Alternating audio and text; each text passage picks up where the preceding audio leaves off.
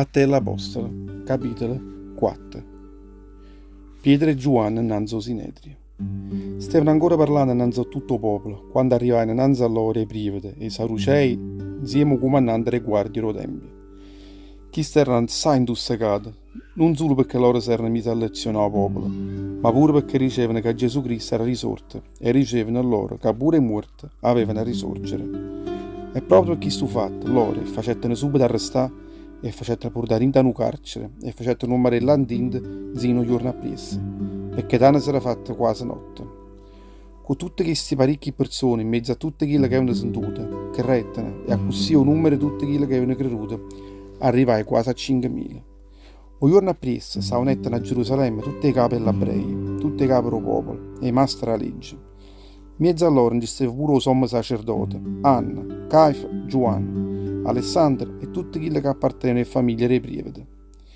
Facettero chiamare innanzi a loro Pietro e Giovanni e ricettano a loro: voi a che avete avuto chi le potere fa tutte queste cose?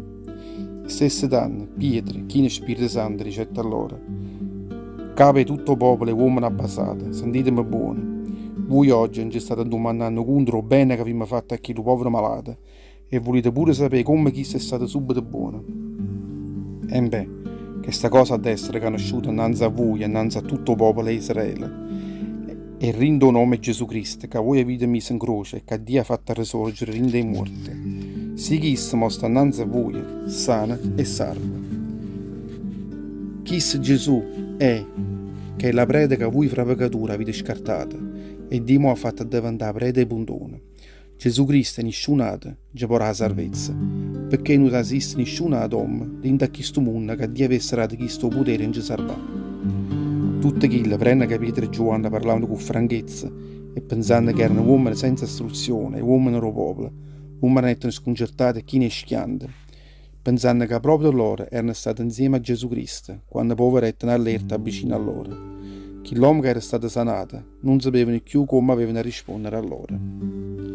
E facettero subito uscire da chi lo tribunale e tutti insieme si mettevano a chiacchierare l'uno con l'altro e dicevano: e mo che abbiamo fatto con quest'uomo? Un miracolo assai rosso è successo in mezzo a loro, e questo fatto è diventato così lampante innanzi a tutto il popolo di Gerusalemme che noi non lo potremmo mangiare più, ma proprio perché chi sta fatto non si spannesse assai più fra tutto il popolo, perché non comandammo a chi se non parla più con nessuno rindo nome Gesù Cristo. E a così e facettene chiamare una volta innanzi a loro e comandai a loro e non parla mai più per la bania di Gesù Cristo e non leziona più il popolo rindo nome Gesù Cristo. Tanne subito Pietro e Giovanni rispondettero a loro dicendo: giudicate voi stessi se per noi è più giusto sentire a buio o a sentire a Dio.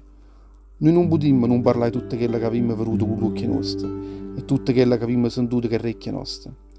Chille, però che l'avevano minacciata nata volta e non trovando nessun motivo per castigare e lasciare libere, pur perché sappiano assai a paura tutto il popolo, perché tutta la gente si era messa a glorificare a Dio proprio perché su fatto in quel momento. Che l'uomo che era stato miracolato teneva più una quarantina d'anni. E preghiera l'apostolo in da persecuzione. Come ascettano fuori in da lo tribunale, Pietro e Giovanni correttano subito addosso a unite tutte le frate loro e containo pure a loro tutte quelle che avevano ritte, a loro tutti quelli privati e tutti quelli capro popolo. Come sentettene queste, tutte insieme si mettettero a pregare a Dio dicendo: Signore, tu che hai creato il cielo e la terra, il mare e tutte quelle che ci sta rinde, tu che per mezzo dello Spirito Santo hai fatto dicere a Davide, o Padre nostro e o servo tuo. Perché si sono revutati la gente e tutti i popoli hanno congiurato insieme per fare cose di crimine in zapatarie? Si sono revutati tutti i re della terra e tutte le capre dei soldati si sono cucchiate tutte insieme per contro il Signore e contro Cristo suo. E ho veramente cari in questa città di Gerusalemme, Erode e Ponzio Pilato si sono accordati tutti e due insieme che forastiere e con tutto il popolo di Israele perché contro il servo tuo, o santo tuo Gesù, che tu hai consacrato come Messia, e a così loro hanno fatto a compiere tutte quelle che tu, Signore, avevi deciso e avevi fissato di far succedere. E mo, Signore, guarda come ci stanno minacciando. Era a noi che siamo servo tuo potere predicare con franchezza la parola tua. Fa vedere tutta la potenza tua e fa che si accompessano ancora miracoli e prodigi in mezzo a gente e tutta la gente stessa, buona ogni volta che noi chiamiamo nome Gesù Cristo, servo tuo. Quando Fernette ne fa questa preghiera, chi du pizza, do Stefano e Brianna tutti insieme, tremaia, e tutta la gente fu riunita lo Spirito Santo e cominciano a predicare con franchezza la parola di Dio. La prima comunità cristiana.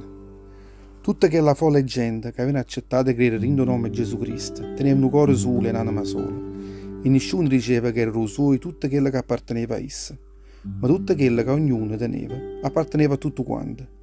Con una forza assai rossa, tutta la posta l'attestavano che Gesù Cristo era risorto era dei morti e erano assai apprezzati fra tutta la gente. In mezzo a loro non ci stava nessuno che si moriva di fame, perché tutti quelli che tenevano terra o casa e venivano, tutti quelli che andruidavano, mettevano innanzi ai piedi tutta l'apostolo.